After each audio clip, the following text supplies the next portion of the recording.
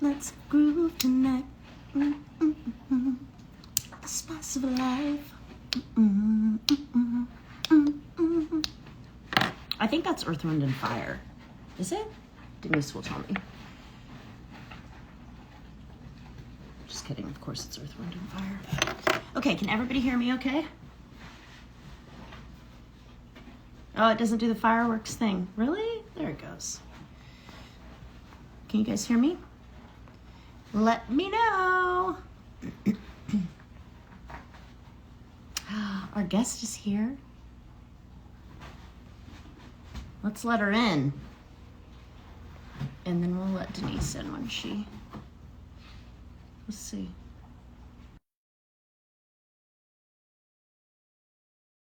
We'll chit chat while we... Good.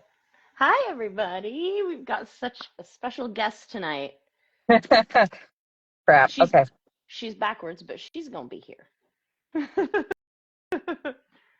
Flip us around, Morgan. I know.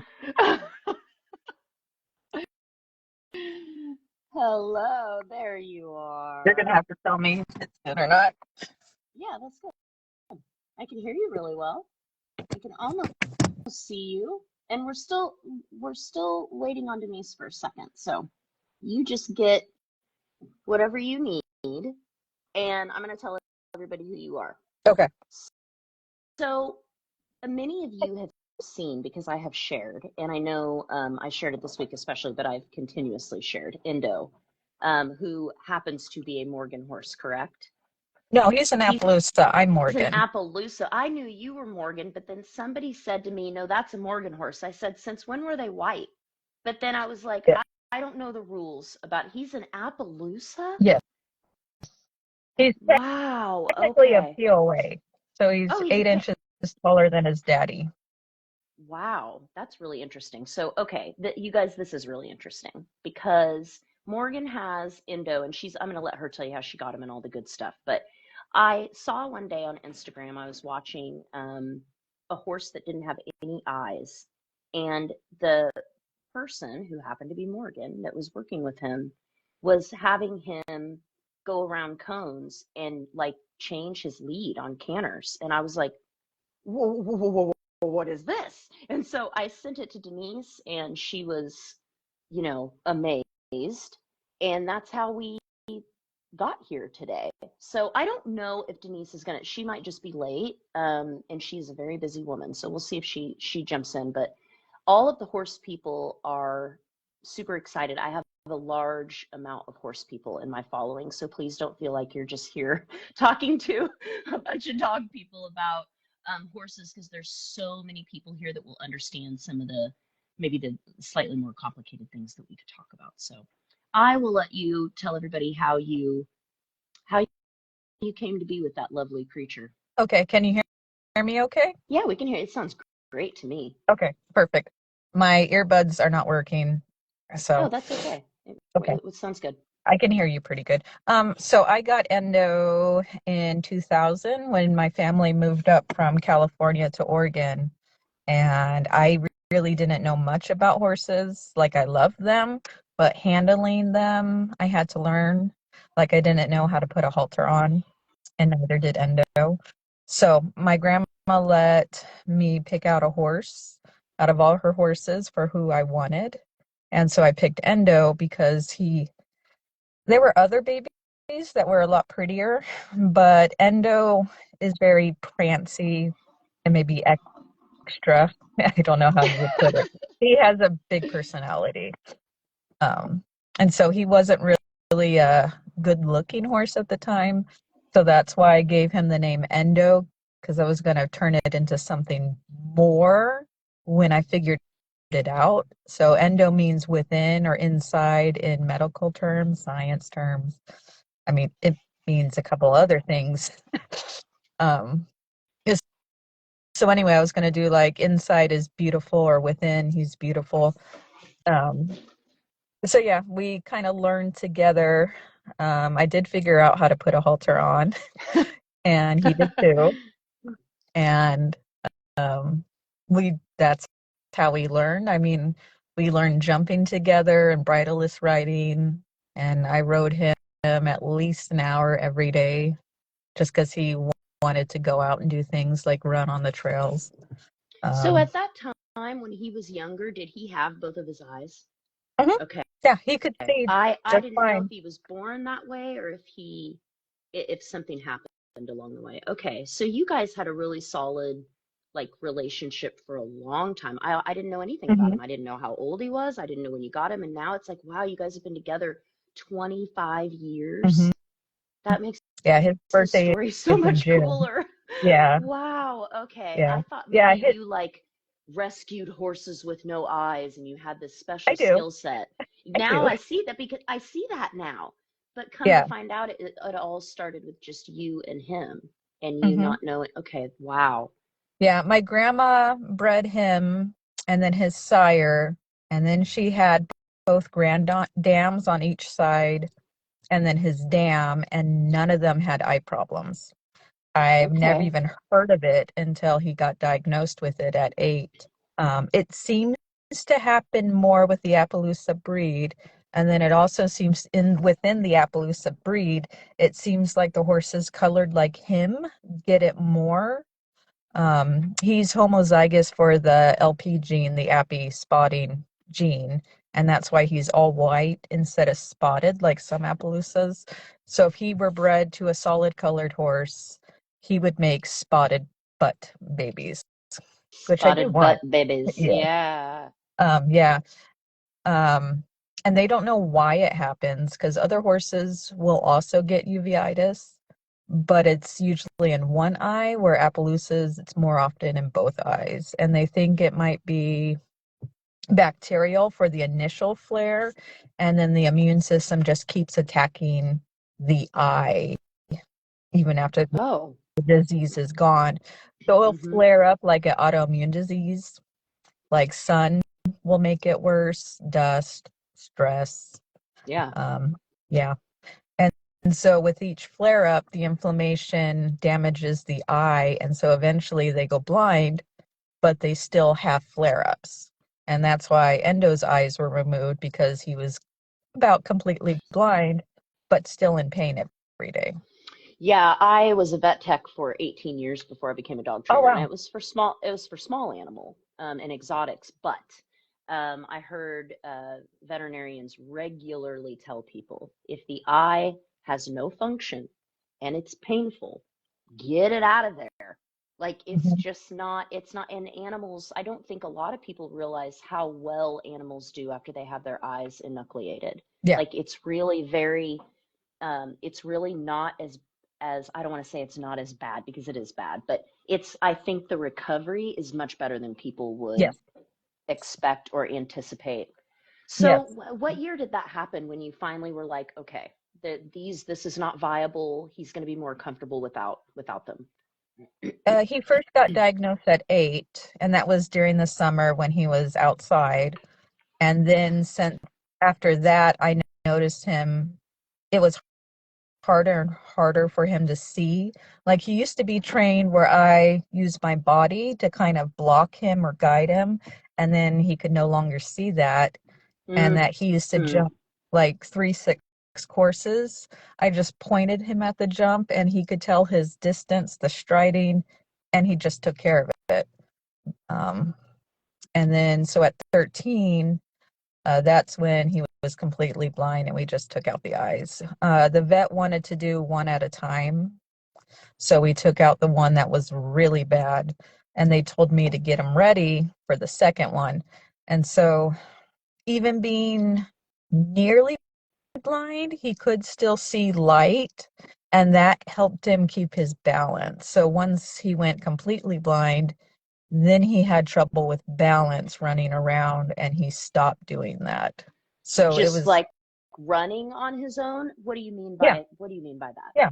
So like I Okay. used to turn him in the arena or outside to play and run around, but then once he was completely blind, he wouldn't explore or want to walk. And so I had Wow. to build his confidence. And I think it maybe took 2 or 3 years for him to just trot at liberty on his own. Wow, because he's obviously afraid there's going to be something that he runs right into. Hmm. Smart horse. Yeah. Okay. So what And was the now he just takes off. Yeah, I see He that. got better at What sensing things. were you always using a lot of verbals with him, or was that something that you feel like changed? Because most of what we do when we sit on a horse, for people that don't know, is the use of pressure. Yes, we say things to him, but a lot of it is them cueing off of our body and Hmm. different things. So Hmm. what was that process like? Just a side note on that, why I have that on my mind. Yeah. A lot of disciplines don't allow speaking. Um, Oh, that's true. and we did get marked down when I would talk to him, but I don't care. I'm going to talk to him. I'm not going Right. to Yeah. not for a better score. But I love Endo more than anything in this world. But he is and was the most difficult horse I've ever had to train. Oh, wow. Because he didn't really want to work. He wanted to play with me and do his own thing. I got one of And those like in a dog form. I he know would, exactly what you mean. yeah, he would pet if I had the lead rope, like I would turn around to close the arena gate. And if I didn't have a hold of him, he would take off and jump out of the arena. And he thought that was so funny. And so I had a very difficult time to not get him to eat grass when I was leading him. And so that's where the first voice cue started. So I taught him to wait until I said eat, and then he could put his head down and eat grass. So that's where we Okay. started with our That was the voice cue. first one. And that might be why he loves them so much, because we started with that as his first word. The second word was trot. So I came up with these voice cues. That way I could teach him exactly what the word was. And then I could tell if he's just, you know, messing around or he really doesn't understand what we're doing, kind of thing. Yeah. So the second word was trot. And I started him at 2, but I only rode him like 10 minutes once a week just because Okay. he can build up Mm-hmm. muscle strength. So by 3, I wanted to try trotting, and he was like, "No, we walk."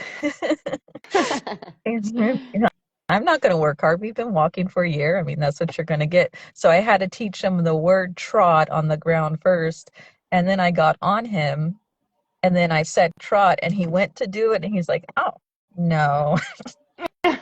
So I just kept bugging him, kicking him, and then he finally did it, and oh my God, good boy, and pets. Oh, I guess there was another word that came before trot, and that was good boy. And when I would say that when I was riding him, he would stop, he would pick up his neck and kind of look at me waiting for his pets because he stopped. So good boy was to stop and let me pet him. So that word came second.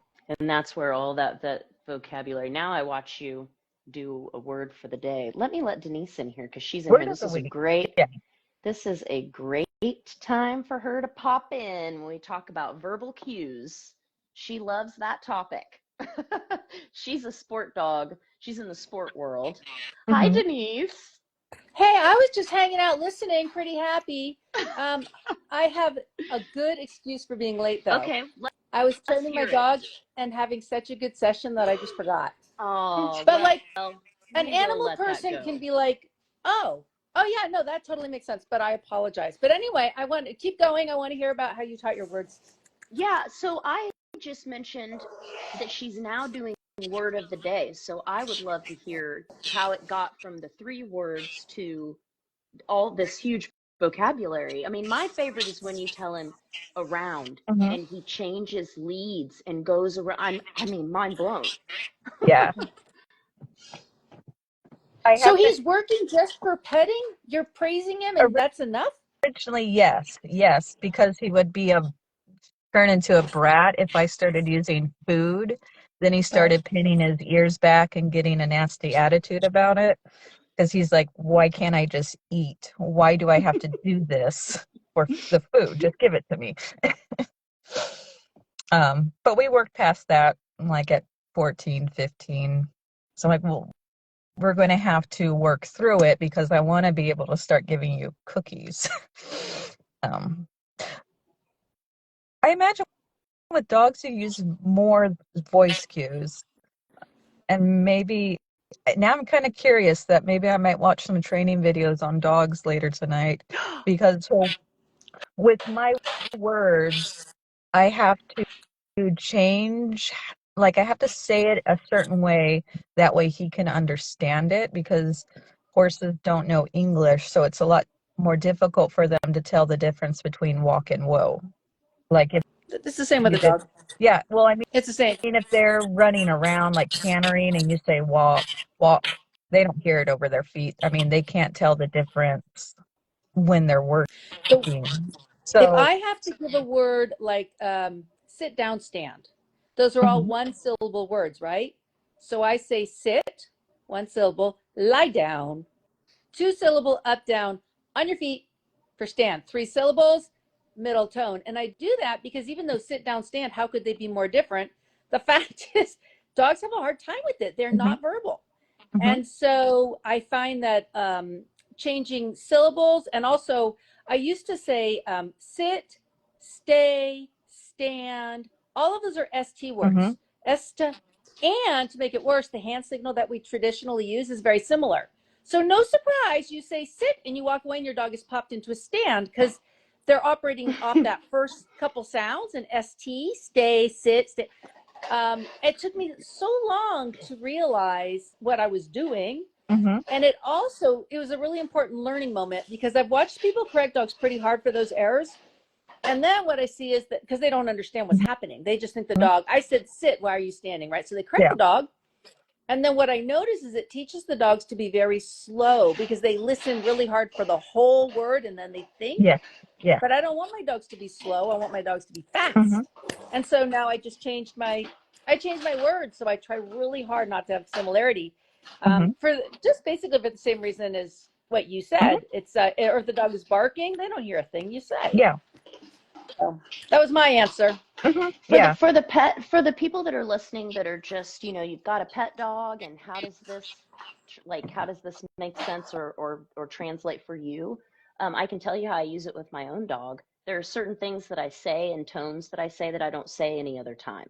So if Enzo is off leash and he's running around and he's having a good time next to me and he takes off real fast and I can tell he wants to run, I do this speed, and he knows it's totally fine to run.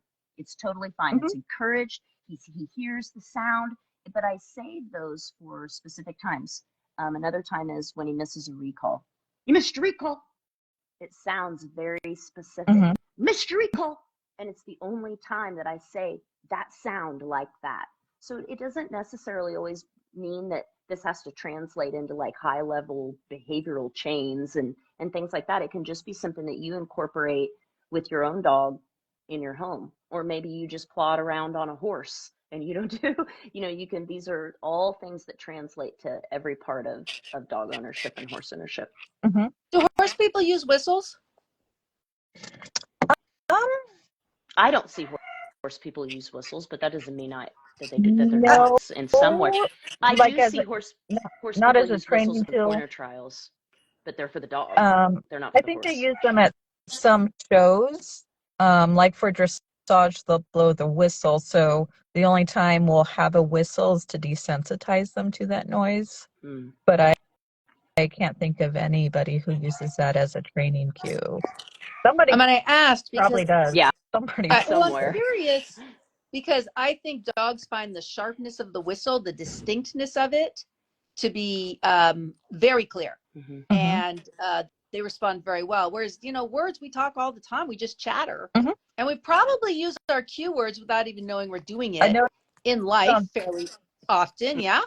So a whistle's really clean. Yeah. For the talking though, for saying the voice cues in speech, Endo can tell when I'm talking to somebody and then when I'm talking to him, like I change in tone. Because he's further away usually, I say I don't talk like this. I'll say walk, whoa, and then my chatter's like this. So that's how Hmm. he can tell the difference if I'm talking to him or talking to somebody else, because I'm talking to other people a lot around him, like at events, and that's how he can do that.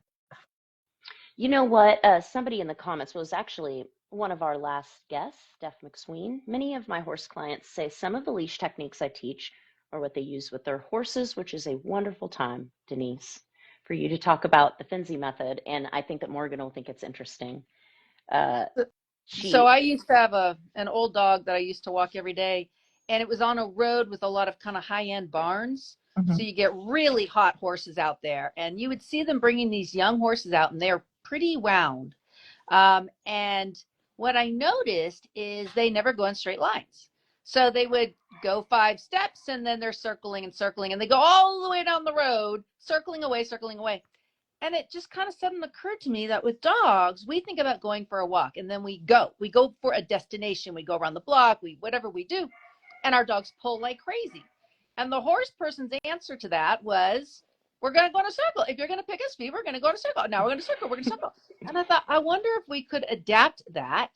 And probably the most popular topic I have ever taught is how to get loose leash walking with circling. And what's so cool is it does not require food, does not require toys, and you don't have to have any special environment. Like, walk out your door and here we go. And I would get so many notes from people saying, this was by far and away the best walk I've ever had in my life. It was so good that we stayed out for 2 hours because we were actually having fun, because it wasn't being dragged down the road. And the dog got it intuitively right away that if you Mm-hmm. pull, we're just going to go in a circle. It's not a pop. It's just, we're going in a circle. Mm-hmm. And it kind of got me thinking about how animal training, we can learn so much from each other, and just picking up on the why does it work, because we're all kind of in the same boat, right? We're trying to communicate. But yes, that was my big aha from watching my my horse buddies. Mm-hmm. yeah, I instantly, when I saw that, I asked her, where'd you get that? And she's like, horses. But you don't see, because it looks like you're lunging a horse over there, like mobily. And we're a thoroughbred family, and boy, do I know what it's like to walk hot horses. And that's what you do. You just keep circling and making it to your destination. So, well, you've got a class coming up on that. Is it the same day as my webinar, or is it the day after, or is it a webinar? No, I think what am I doing with you? No, with you, am I doing contact healing? I'm doing contact healing Oh, the same that's day right. you're teaching the that how to get along on social media one, which I am so excited about. I cannot wait for that. I know. I feel like, Yes. what great timing was that? The interwebs are falling apart and coming back together, and I get to talk all about it and answer lots of questions. So, well, the thing I want to ask, I don't think the thing I was most fascinated about was the obstacle courses that you do with him, with Endo. That is like, I mean, I just, there's so many verbals I saw you using, but then I also saw moments where you could tell it was just complete trust and confidence, that like you were telling him the proper thing and not telling him to run into a wall. Because there was one time where you told him to step down. He knew there was the step down, and then he figured out on his own to step back up and when to do it, and you didn't have to cue him for that. That's really fascinating to me. Mm-hmm. That's just his personality. So You're like, how I did didn't. He's that not happen? one that wants to hide and not go anywhere. Like the first time I took him for a trail ride, I just let him have the reins, and he was cantering within like 30 seconds. He just wanted to go. Wow. He thinks he's invincible when I'm on him. Oh, Well, so because he knows that you're going to steer him the Mm-hmm. right way and not run into a Mm-hmm. wall. yeah. So he's probably So feeling a lot of freedom. Yes. So But it'll be where does easier for that me to do that if he wasn't trying to take off the whole time. Where's he trying to go? He just wants to run. here and there and everywhere? Mm-hmm. Somebody asked, what is cantering? Cantering is just a speed of the gait that a horse has. It almost looks like a slow gallop. In the Western world, we call it a lope. Yep. In the Western world, we call trotting a jog, and they call it trotting. They're just different terminologies, Yeah, that's, fancy words. yep. Where Canter is horse his move favorite pretty. gait. Yeah, and he looks really good when he does it too. You can Mm-hmm. tell he is. I mean, you can see him collect and everything. It's really Mm-hmm. beautiful. And the lead changes. I don't know. You could probably Yeah. see him adding flair with his tail at each one. So when you were first teaching him the words for obstacles, did you do that on the ground? Yes. So you would walk up to something slowly and then you would say step up and then just lead him very slowly so he would feel it, or how did you do it? No, before he went blind, I taught him the Spanish walk. I think my most recent video is Oh, on this too, but I didn't talk much about it. So the Spanish walk is walking with your leg, lifting the front legs really high and pretty. And that yeah, was like a Pasifino. uh, Kind more of, or out and up. oh, more out. So Okay, okay. a straight leg kind of, as they're Mm-hmm. going. Yeah. Um, so I taught him that before he went blind, just as a fancy trick. And that is the hardest thing I've ever had to teach him. It took a year to get him to not stomp his feet because he thought it Wow. was silly. And I'm like, well, come on, let's do this. You can do this. And he's like, I can just walk. Why can't you pet me for just walking? Why do I have to lift my legs like this? And so I'm glad I taught it to him because that is something we use a lot now. So getting on the trailer, I, well, now he knows what to do. He knows exactly where the trailer floor is. He knows where the step up is. It doesn't matter if it's a brand new trailer, he can still sense it. So I don't have to help him as much now. So I taught him to lift his legs first before adding obstacles to it. And so when we're coming up to a pole, I have him stop right in front of it, and then I say leg, and he lifts it high and then lifts his other feet just as high because he knows he stepped over Mm-hmm. something. And then down, I go down instead of down, down, and then he can tell the difference. He knows that word is that word because of how I say it. Um, Yeah, tone. and I turn, yeah, Yeah. and I draw it out so then he's able to hear it better. So for the obstacles, I guess jump, I did have to use an obstacle when I was training That's him. what I want to know about next because I see you going jump, jump, like front, Yes. back. Yeah. Well, well, I say jump, jump to make it 2 syllables. That way he can hear the cue word better. Mm. Um, that was pretty easy to teach. I don't help people. I mean, I do get people asking me to help them teach their impaired horses. I vision impaired horses to jump, and I will not do it. If you have to ask for help, you probably shouldn't be doing it because there's so many things that can go wrong. I probably will never do it with any blind horses I have now or in the future. It's just something that I can trust Endo with because he's Yeah. smart. Um, but then I And you guys have such a discovered, history together. You have like yeah, decades together. Yeah. yes. The so for fun, I taught him to jump without stopping. It was more of a I like to have a trick I want to do and then figure out what I have to do to teach him that. I actually, so side note from horses, real quick. I used to have a cat I loved very much, and I did all kinds of stuff with her. Like cats can learn voice cues too. She knew sit, lay down, lay flat. She knew what the bed was. She knew what a bedroom was. She could stand up on her hind legs. And then if I said door, she would get off my lap and go close my bedroom door. And I trained her for dog agility off leash. I mean, she can even get on the table. I go, shh, and I point to it, and she'd jump up on it and sit or lay down. She fetched. So cats Prompt can learn cat. voice cues too. And she That's would what I walk used to in do to my my goat. hand. Yeah, she'd walk in my hand, and if I kissed, she would run. And I could walk her into the nursing home or the stores, just like a dog. And she would Aw. like sit on people's laps. She's a good cat. But We have anyway, a an instructor at the school who trains her cat, and yeah. her name is Laura Wadby, and she did the whole team one. And the team is an online titling program. It's not a joke. It is hard. Oh, And I that'd mean, be it fun to includes see. stuff like pivoting at your side, like heeling. Hmm. The cat has to be able to pivot with its feet on an object. You have a retrieve. You have, object holds. You've got sit and down. And I mean, man, I'm so impressed. I love watching her stuff. Super, super cool. And she did all that with her cat? Does she have something Yeah. on social media? Wow. Yeah. That's Laura Wadby. It's amazing. Waudby.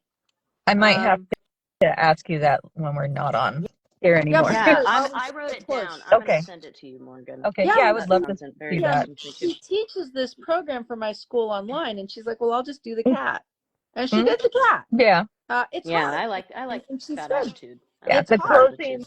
closing the door was my best trick I done with that cat.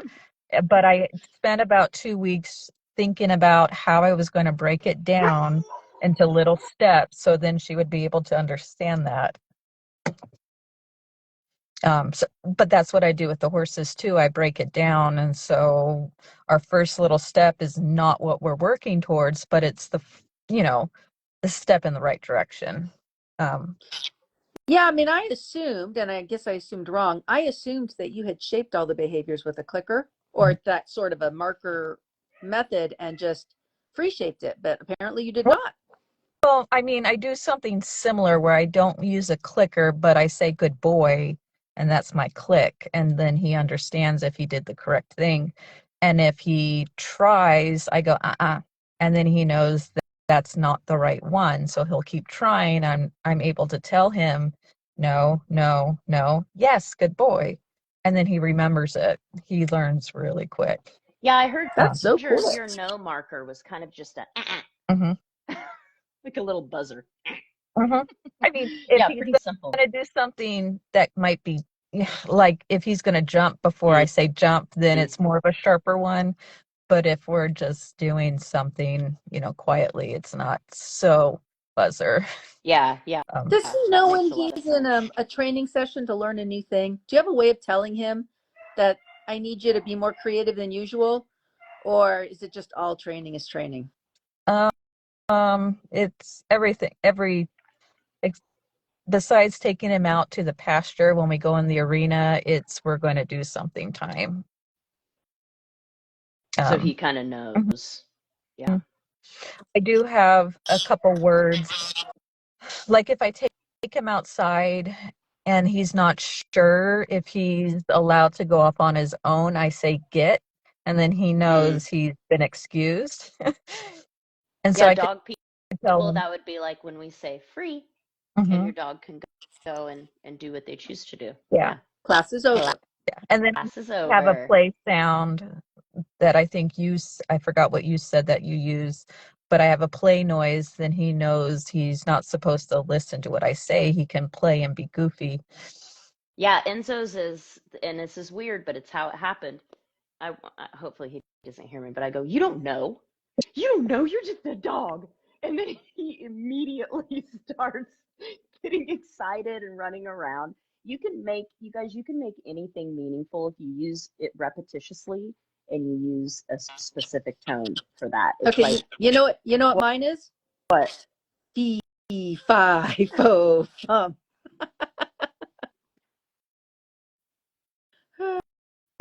I smell And the that blood of an Englishman. Your dog does every time.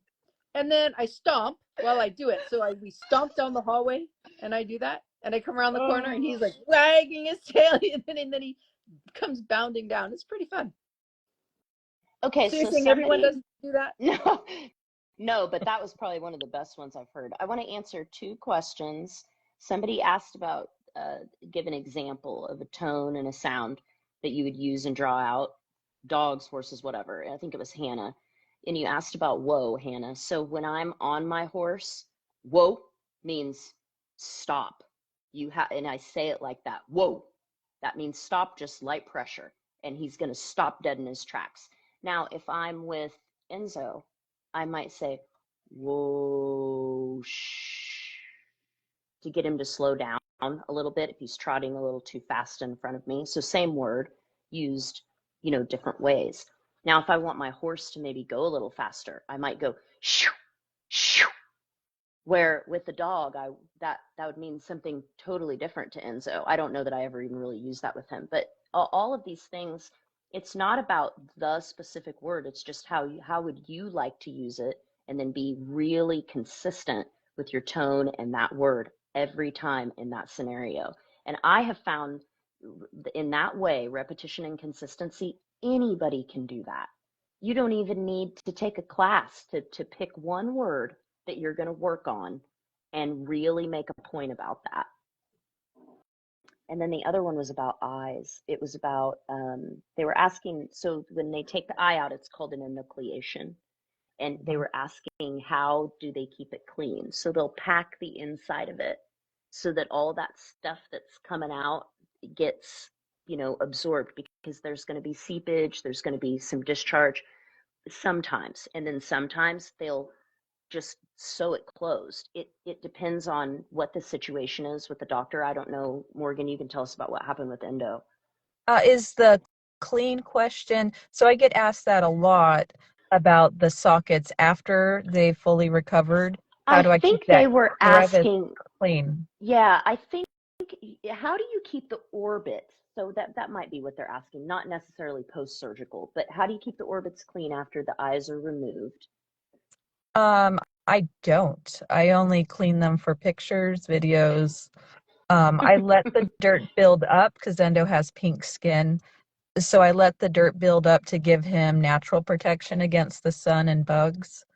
Um, and then for grooming time, when I have to get him all spiffy, I start a bath. I put warm lotion, like baby lotion or baby oil, in the sockets and let them soak. And then towards the end, I'll take a warm washcloth and then clean them out that way. Yeah, because there's not, I think people maybe get confused that, like, what happens when there's not an eyeball there?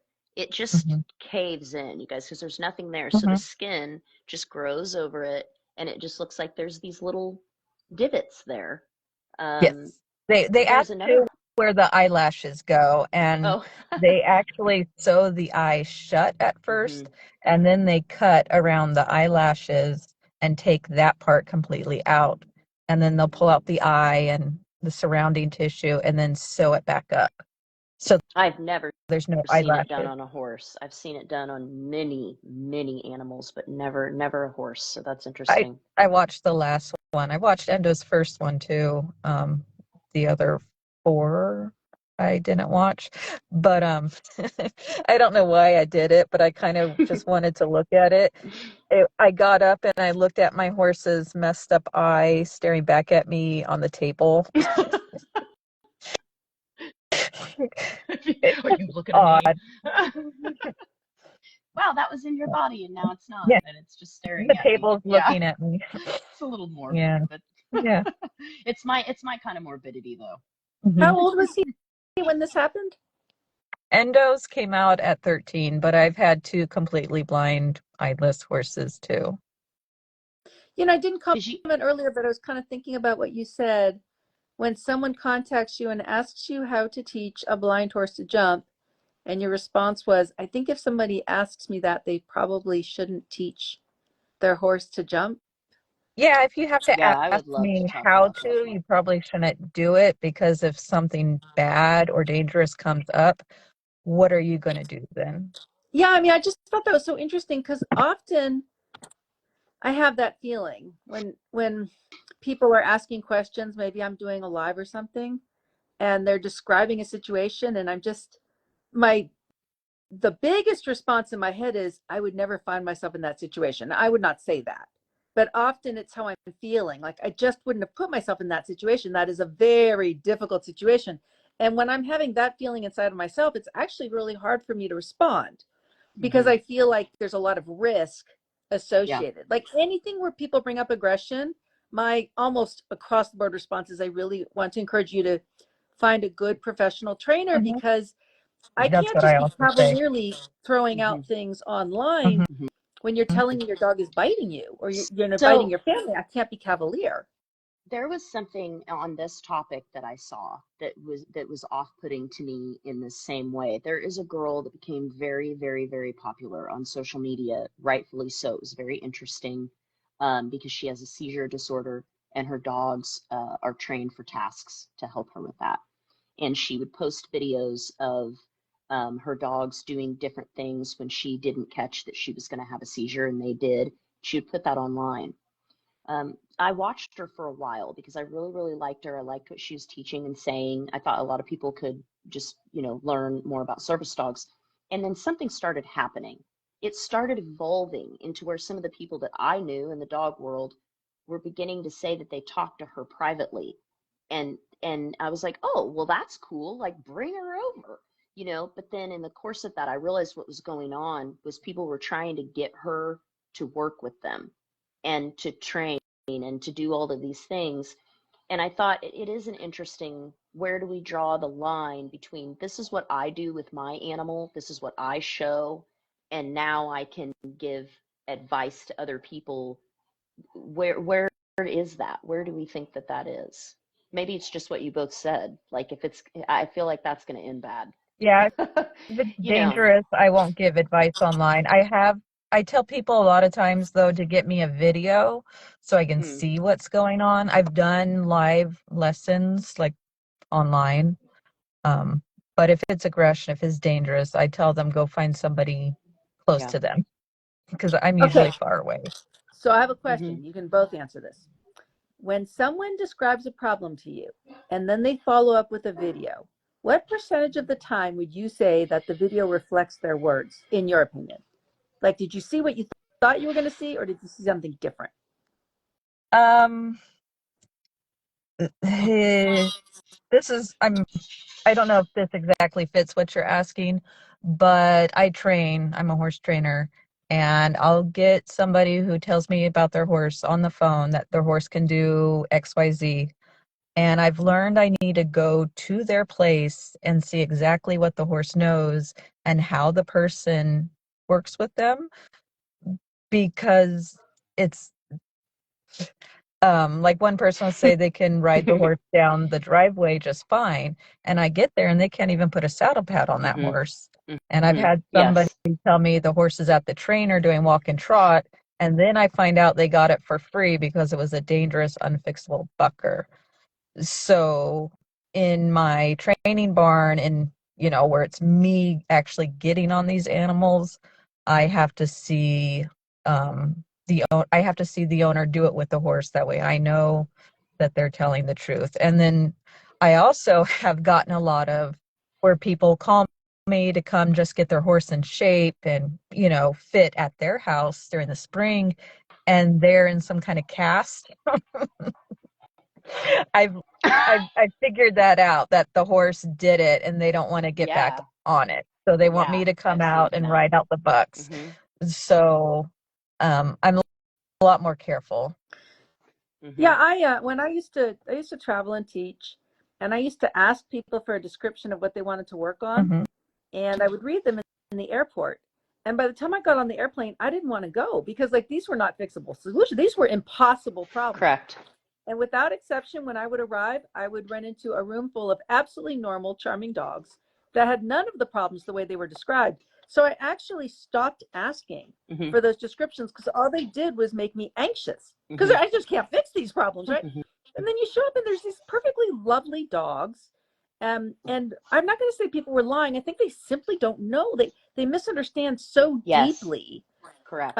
what's going on, and so then they're reading a lot into it, and it's like, and now I don't even ask. I ask for a video, and when somebody does ask me a question just orally, I always say, I'm answering the question you're asking, but I'm not looking at the situation. So if it is to what you're describing, this is how I would approach it. And anybody else listening, reading, whatever, recognize that I'm not addressing their dog. I do not see their dog. And I will often even change my words to say, if it, what do you do? My dog picks up the dumbbell and throws it at the wall. My response will be, if a dog picks up the dumbbell and throws it. Like, I don't even say your dog because I don't know what your dog is doing, but I can answer Hmm. what you've written. And then I feel a little bit better about it because I mean, I just think people just often really have many layers of not I understanding think it's how far back to us. 95%, Denise. I think it's probably 95% that come to I me. I'll give you a think perfect it's very example. high as well. And That's my experience. this is a fantastic client. She is a avid client of FDSA. That's how she found me, was through you. She has 3 greyhounds. They love these dogs, and the dogs are fabulous. I mean, wonderful dogs. And 2 of the dogs are in fisticuffs. And one of the dogs is a little police machine, policing all the time. And the other dog is like, I don't want to be told what to do. So get out of my face, kind of thing. Um, most of the training with her has been just correcting misunderstandings. I had to tell her even yesterday, I was like, you please don't be so hard on yourself because you own a pack of hounds. You own a pack of greyhounds. There's a reason why they're all muzzled at the races. You know, they're just they can be a lot more intense than we perceive. But most of the time, when people on consult, I have learned, and I can't even tell you how many people I refer to your podcast, Denise. I have had to learn to tell people in the most loving way possible that she's here, Lorraine, the lady I was just talking about. She's here. I have learned on consult to tell people in the most loving way possible. This is not training. This is massive management failure on your part, but that's okay because I can help you with that.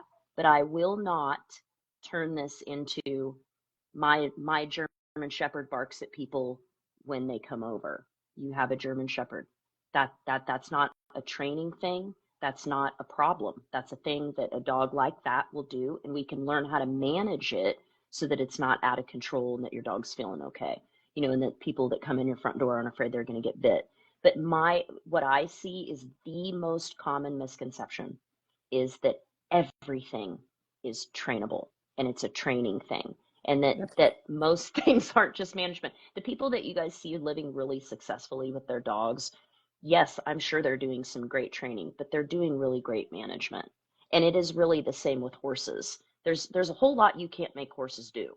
You know, they're big. And you have to learn how to. She's like, no, I got my blind horse to jump over jumps.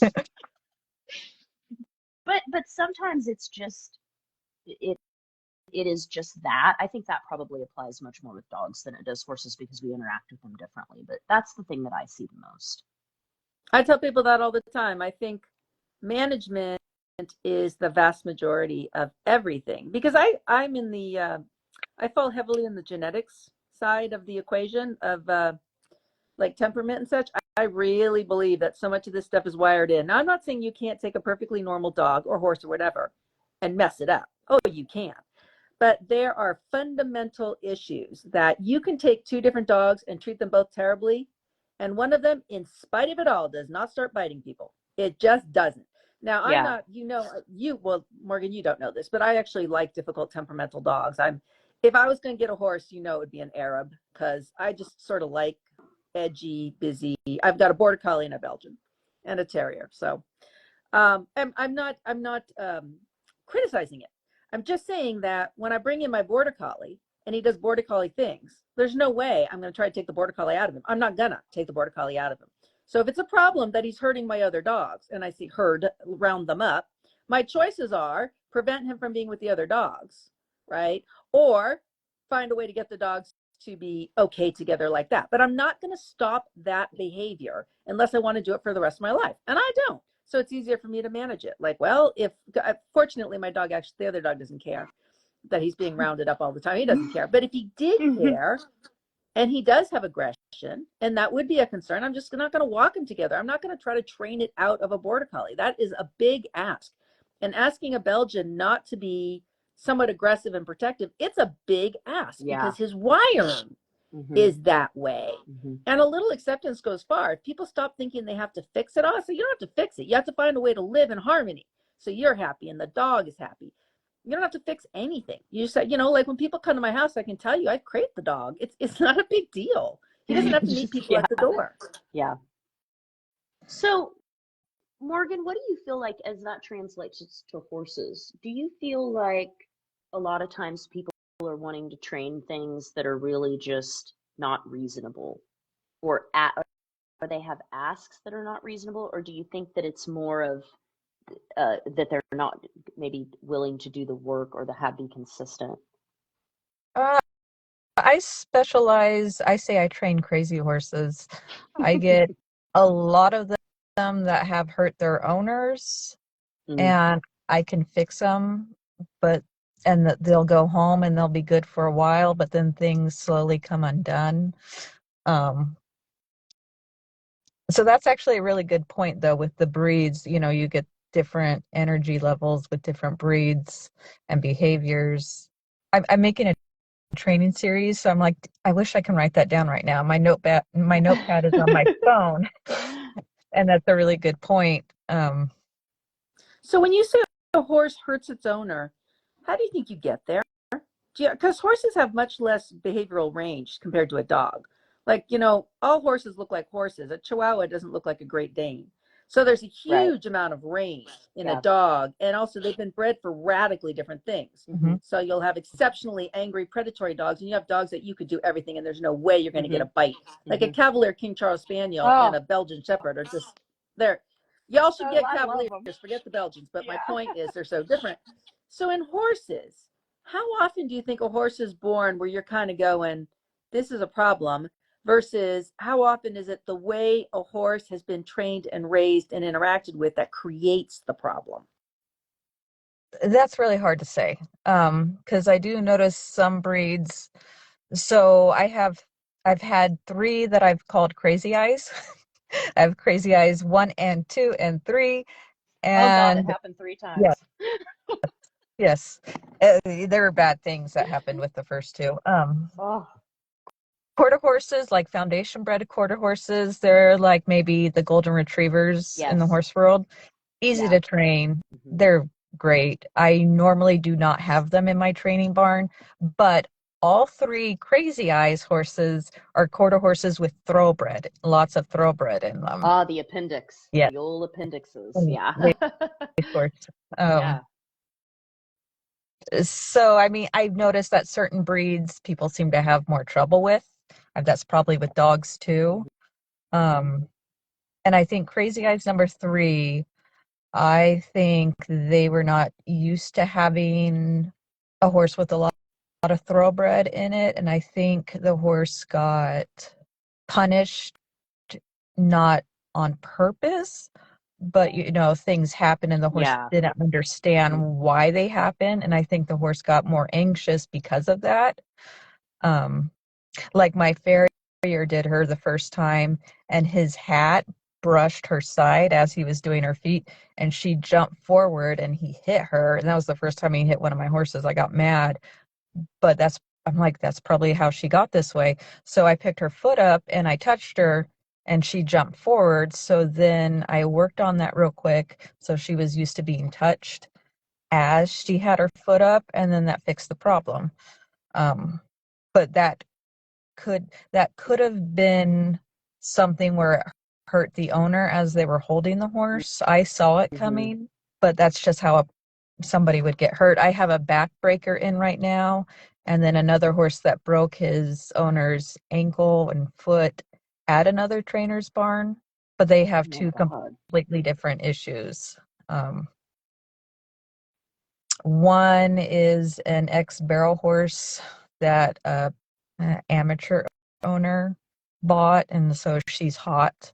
And I've done a lot of work with her, and she is my best horse, my best training horse. If I need a horse with eyes, she's now my horse because I put so much work into her where I know she's Yeah. safe. Her issue was we were on a trail. This is when I first met the lady, and her horse got hot and really up, and she held it, and it was just like a spring. It could only be compressed for so Uh, long, and then boom. So I've done all kinds of crazy stuff, fun stuff with her, trying to push her buttons to trying to get her there to do it again. So now she doesn't get stressed about anything anymore.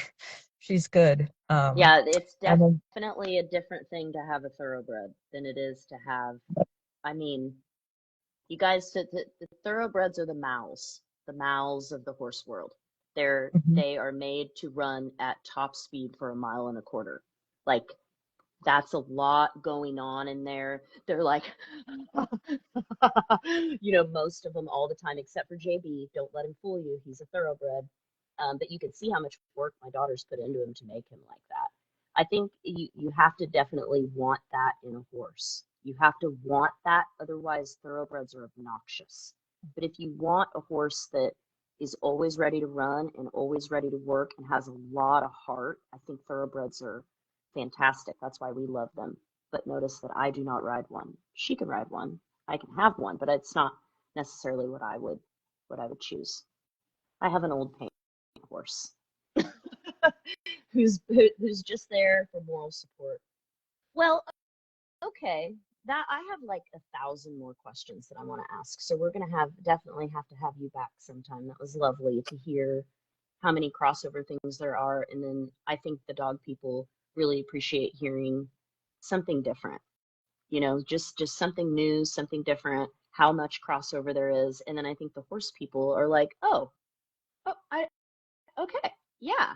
And it makes it easier for them to understand some things too. So thank you for coming and talking This is to us fascinating for today. me, because it's Yeah. just like, for me to learn about that kind of horse perspective. I've always really appreciated horses, but I don't know anything about truly training them.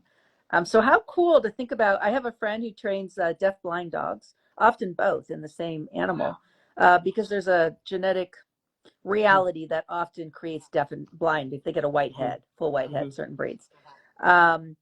And so I've seen a lot of the stuff she's done. She did something for my school, and super interesting to hear a different way to approach it. I love the idea of teaching an animal to run on cue, that you're safe. An animal that can't see, who loves to run, to basically have a way to say to them, right now, right here, you're good to go. I think that's a gift. That's such a gift that you can give to an animal. So that's super cool. And such a bond building.